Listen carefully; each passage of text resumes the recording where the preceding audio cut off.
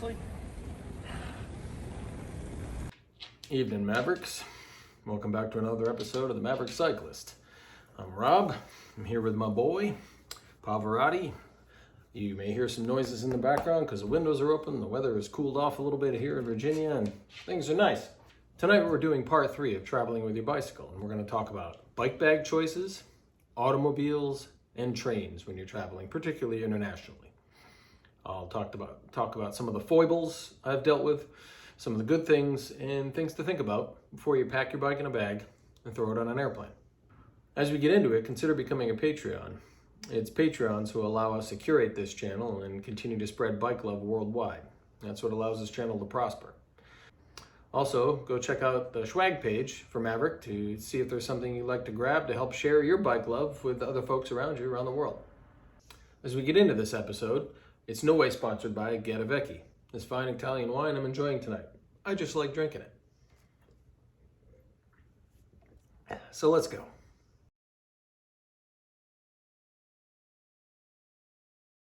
Now for my travels, I chose the Scicon soft-sided bike bag.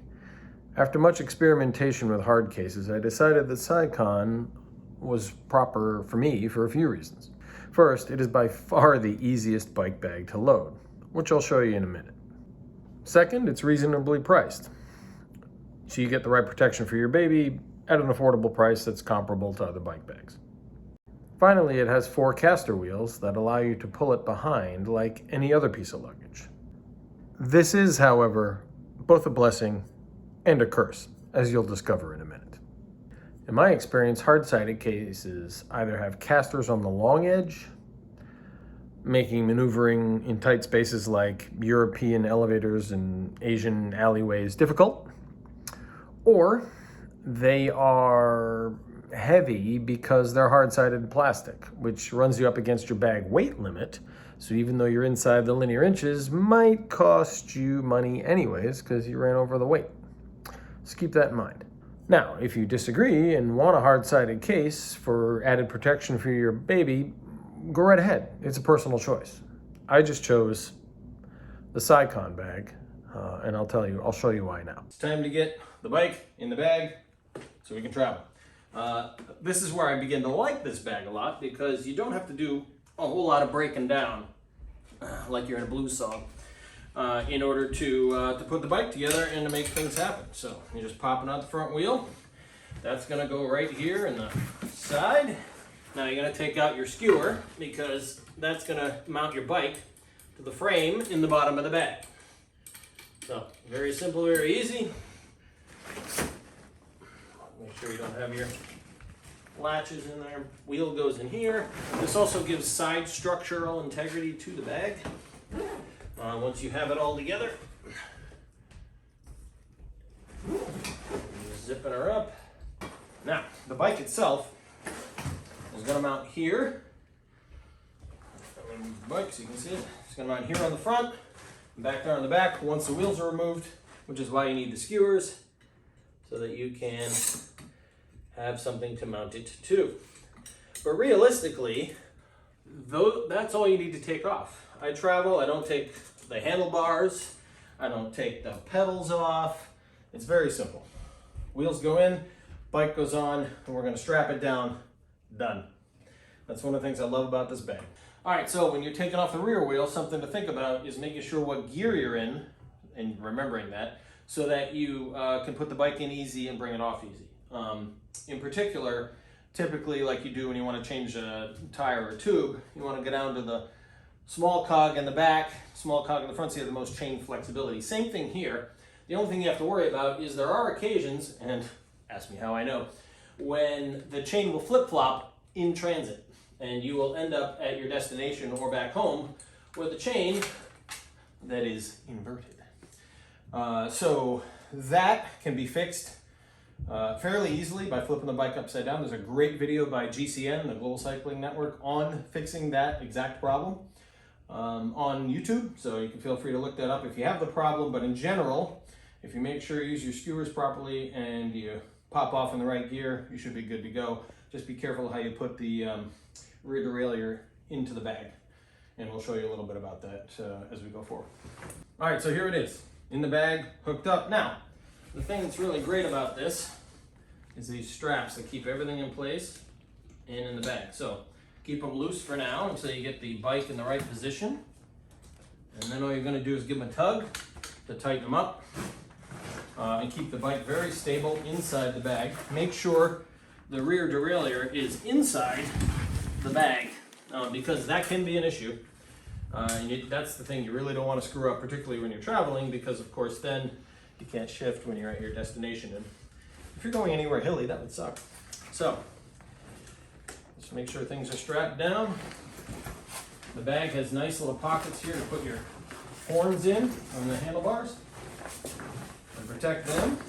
There are occasions where they will get moved because the bag gets thrown around by careless TSA people and baggage handlers. That's okay. But this is it. It comes out really quick and easy together. Once you know what you're doing, it's like 15 minutes to get the thing together. And it is so convenient and so easy, and you don't have to take things apart. So you can do it in a hotel room. You can do it, I've done it on the sidewalk in France. You can do it pretty much anywhere. So that's the other great thing about this bag. When I had my old hard side bag, I used to have to take the handlebars and the fork and twist them and loosen everything. It was such a pain in the ass. This is so much better. And it zips right up. Shoot, sweet. And another beauty is it comes with a bag, which I keep equipment in, like, oh, I don't know, spare tools and spare TSA locks and extra tubes and my pump and all that stuff. And that slides right in here. Plus, there's so much room inside this bag. Frequently, when I'm coming back from somewhere, I'll throw my dirty clothes in here in a trash bag. And it's still underweight because the clothes don't weigh much, but I put my helmet in here, I put my shoes in here, dry water bottles, all that stuff. So I mentioned I liked the Scicon bag, and you've seen in this video and other videos that I use it quite a bit. The one thing that blows about this bag are these. These wheels are shit. This was done by taking it to France. That was it. That's all I did. I didn't throw it in a volcano. I just took it to France. I didn't run it over a cheese grater. I just took it to France. Though I kind of ran it over a cheese grater because France has cobblestones.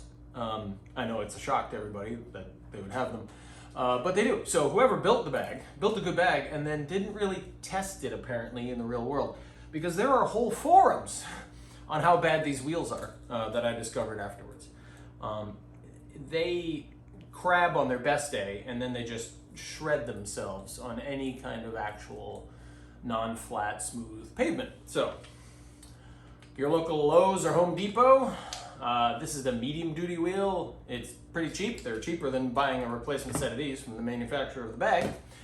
And they are 80-pound duty per wheel. So I'm about to replace all these for the trip to Chicago, and going to hopefully have a much better experience next year when I'm in France again. So there you go.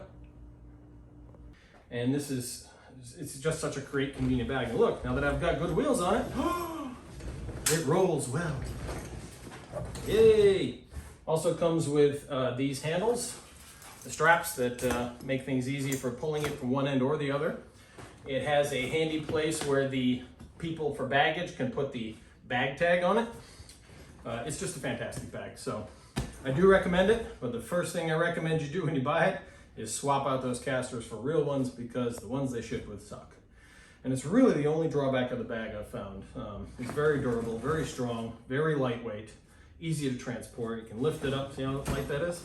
Way under the weight limits. The hard side cases are heavier. It's just a good bag. So here we go, let's travel. So here's the thing, standing in my garage with bike bags and a check bag, we're gonna see if Lyft is gonna get us there or not, and we'll be stranded and I'll have to drive my truck to the airport. We'll see.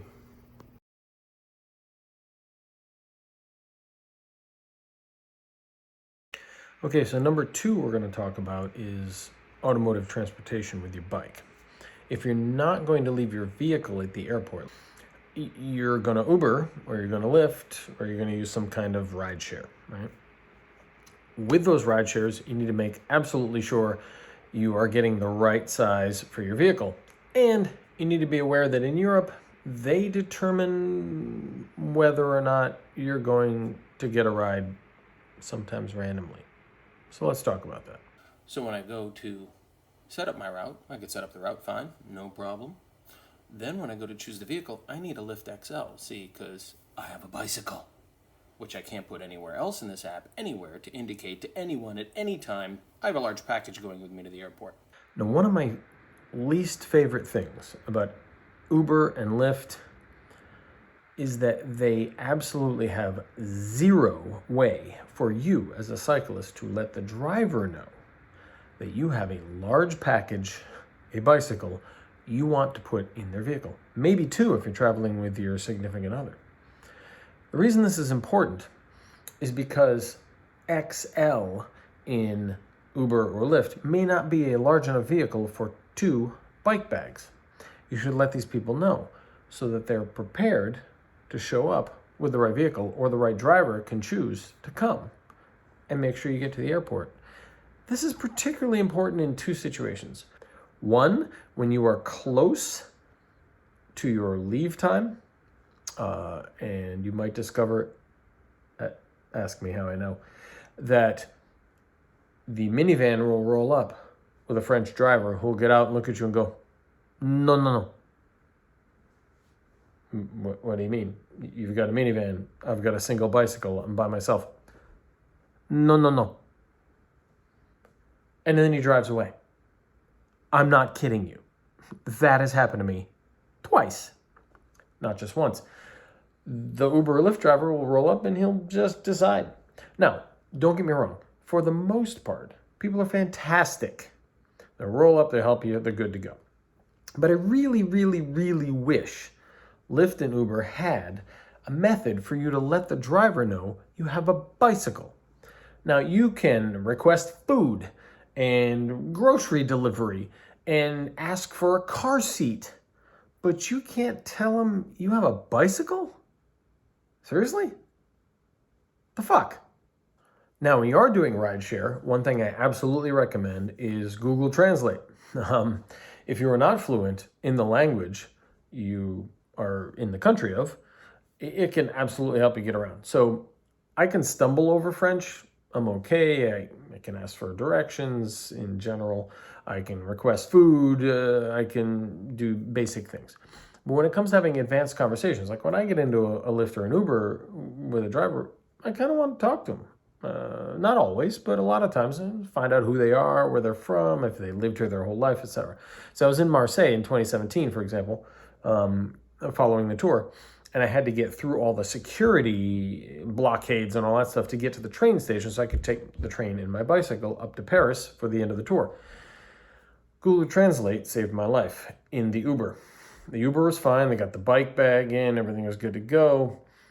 But talking to the guy, beyond I need to get to the train station, I needed Google Translate. And the cool thing was I just typed in what I wanted to talk about in English, and it translated it to French, and I handed it to him. And he's like, oh, oui, oui. And then he'd respond, and some of it I'd get, or maybe I wouldn't, depending on how fast he was speaking and whatnot.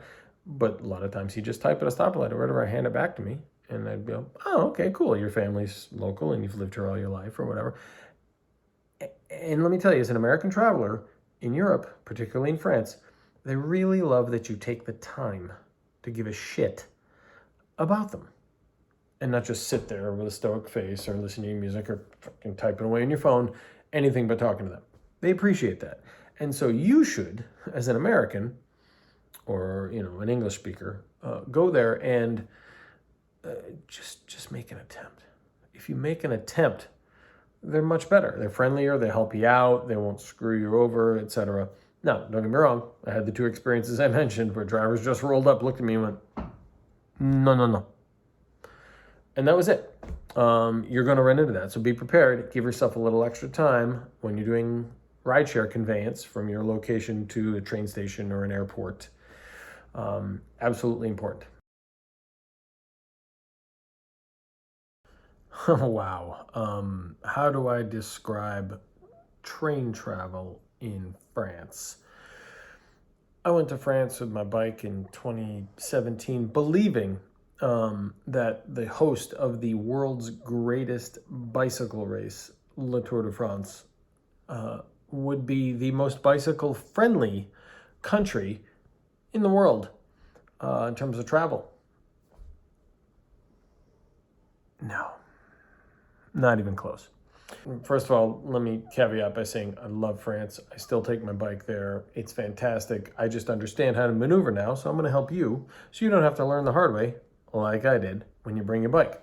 Number one is the trains are not designed for bicycles to be put in cargo, period. These are examples. These are actual pictures of cargo areas at doorways at the end of cars on trains in France. The TGV, the local trains, doesn't matter. There's almost nowhere to put your bicycle, unless it's a Brompton, in regular luggage on a French train, period.